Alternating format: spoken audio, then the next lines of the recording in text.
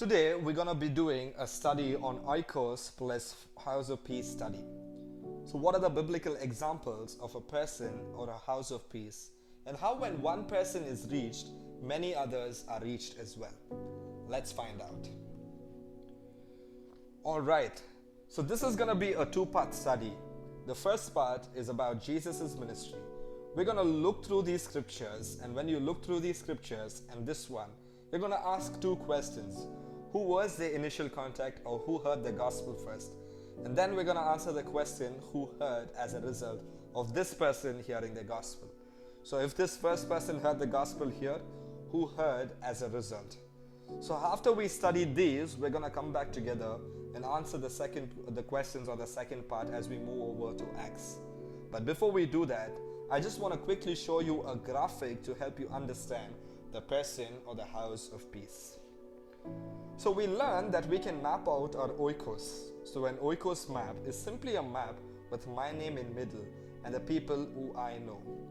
So you would want to write down the names of people who you know in your Oikos map. They can be friends, they can be family, relatives, other people who you know, places you go. And we see in scriptures, if gospel comes to one person in a network of relationships, it usually spreads organically. So as an apostolic person going into a new area or a new relationship, searching HOP or House of Peace essentially is what you're looking for in an Oikos. You're looking for a person who receives the messenger. We see this in Luke chapter 10. Jesus says, "Stay in the house of the person who receives you, eat what they give before you proclaim the kingdom of God, heal the sick and raise the dead."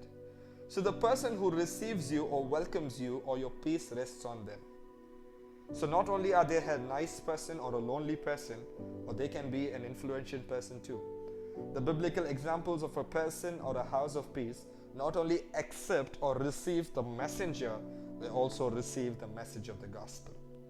So it's not just enough for that person to accept your peace, but you're also proclaiming the good news of the kingdom. As Jesus says in Luke chapter 10, you're telling them about Jesus and they're accepting the message of Jesus. But they're not just accept just the messenger and the message, but they're also receiving the mission of Jesus. And the mission of Jesus is for every person in the house of peace is to take the gospel to their network of relationships and share with them as well. And this is why we're looking for God to prepare people. This is why we are not trying to reach every single person, but we're looking for that one person whose God is going to reach, so that one person can be the house of peace or a person of peace and reach out to his network of relationships. Now we're going to do this study, but before we do this study, a quick shout out to Cook and Deb Hood, who did this study originally. On their YouTube channel, go out and check them. It's called Shut and Deb Hood. You can subscribe them. They've got a lot more amazing content. And this is a similar study, slightly tweaked in. But first, let's do the ministry of Jesus. Study these scriptures and answer who are the initial contacts and who heard the gospel as a result. And then in part 2, we'll do a study on Acts, same as Oikos and House of Peace. Pause this video, do the study, and we'll come right back.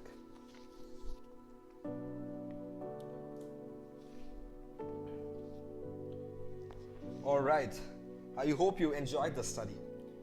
So what we see here is John chapter 4, verse 1 to 42. Jesus reaches to the Samaritan woman as an initial contact, and as a result, the whole town believes. Now at first they say, well, we not only believe because of the woman's testimony, but now we've seen it for ourselves, that you're truly the Savior of the world. So that's obviously an easy example. The next example is John chapter 1, verse 35 to 42. Andrew, who's a disciple of John the Baptist. So maybe we could say John the Baptist was the initial contact, and then Andrew, and then Peter. And then if you jump over to Luke chapter 5, verse 9 to 10, we see James and John who are fishing partners of Peter. So that was Jesus' close circle, his inner circle, Peter, James, and John. How did they get reached? Through Andrew coming and sharing with his brother.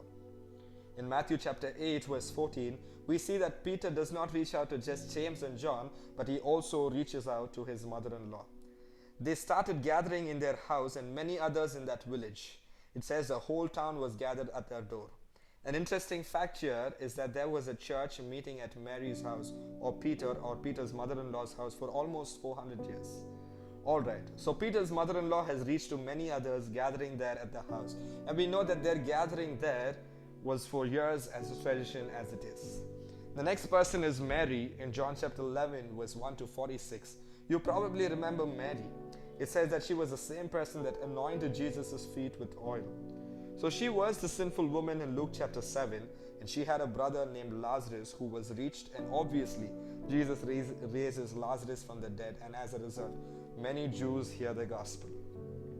In Luke 5:27 to 32, we see Levi, who later becomes Matthew, and through him being reached, his household and friend of tax collectors also hear the gospel. In Luke 19:1 to 10, another tax collector, Zacchaeus, after Jesus calls Zacchaeus, he takes him and his household or friends and family hear the gospel as a result as well. In Mark chapter 5 verse 1 to 20, this is probably one of the most amazing examples in my opinion, is the demonized man, the man with legion of demons that Jesus reaches, and he wants to follow Jesus, but Jesus says, no, I want you to go back to your town and tell all the people how much mercy God has had on you.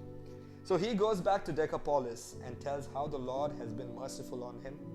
Well, the next time that Jesus comes around Decapolis, at least in the Gospel of Mark, is Mark 7:31, and then right there after the passage of Jesus healing a deaf and a mute man in Decapolis, we see 4,000 people gathered to hear Jesus, and he feeds them miraculously.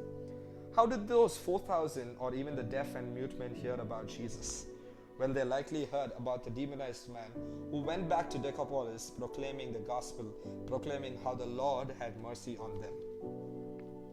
So we see here the gospel intersects into a community or a person or the house of peace.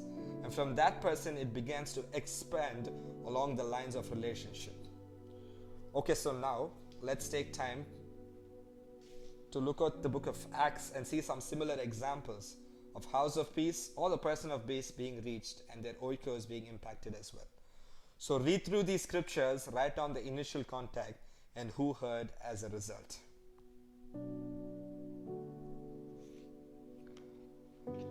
Alright, I hope you enjoyed the study.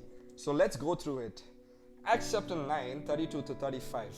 Peter goes to Aeneas.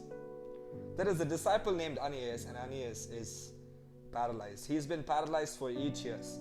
He is healed from being paralyzed, and it says that all of Lydia and Sharon hear the gospel, and many turn to the Lord. In Acts chapter 9, 36 to 42, he goes to the next town, Joppa, and there's a woman named Tabitha, and she's also called as Dorcas, who was a very faithful believer who cared for the saints.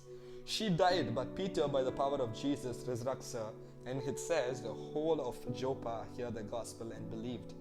In Acts chapter 10, the story of Cornelius, a Roman centurion who has a vision and calls for Peter. Peter comes and his entire household is saved as a result. This is one of the major events of the gospel going to Gentiles. In Acts chapter 16, 1 to 3, we see a Jewish woman ends up being Timothy's mother. So really here you probably saw the story of Timothy joining Paul, and we know that the faith first dwelt in the mother. So this is Paul's second time going through Galatia, Lystra and Derbe. So probably this woman became a believer during Paul's first missionary journey.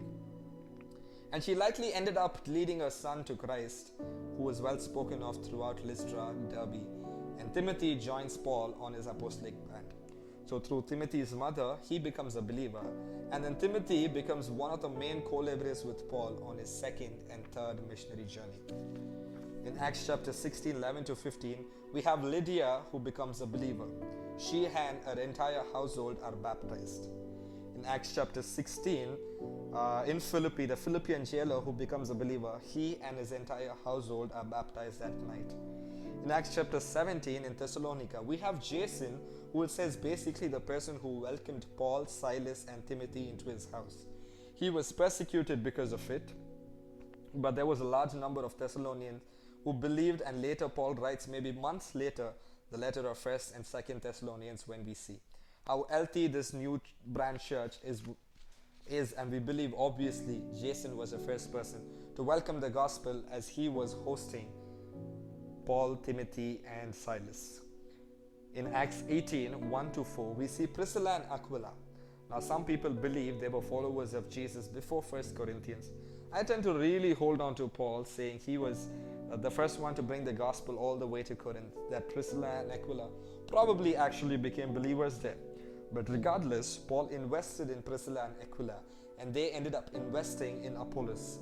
Here in 1 Corinthians 16:9, Paul is writing a letter to Ephesus and says that Priscilla and Aquila and the church that meets in their home greet you. So obviously Priscilla and Aquila were having an impact in Ephesus. But then Paul, at the end of his third missionary journey, writes the letter to Romans, and the very first people on the list he greets in Romans 16 as Priscilla and Aquila and the church that meets in their home. So they're having an impact in Rome, so incredible. I guess really you would have to say multiplication of Paul's investment into Priscilla and Aquila, and how much of an impact they had on Apollos in Ephesus and in Rome. Alright, so that is Oikos and House of Peace study. You might be able to find more examples. There are more examples in the Old Testament as well. When God moves into a sphere of influence, when He moves into a person's life, many times as a result, this person will reach their friends, family, and people who they know. So what is House of Peace? What is person of peace? It's not just a nice person. It's not just a welcoming person. It's a person according to the scripture. They hear the gospel, they receive the messenger of the gospel, the message of the gospel, and the mission of the gospel.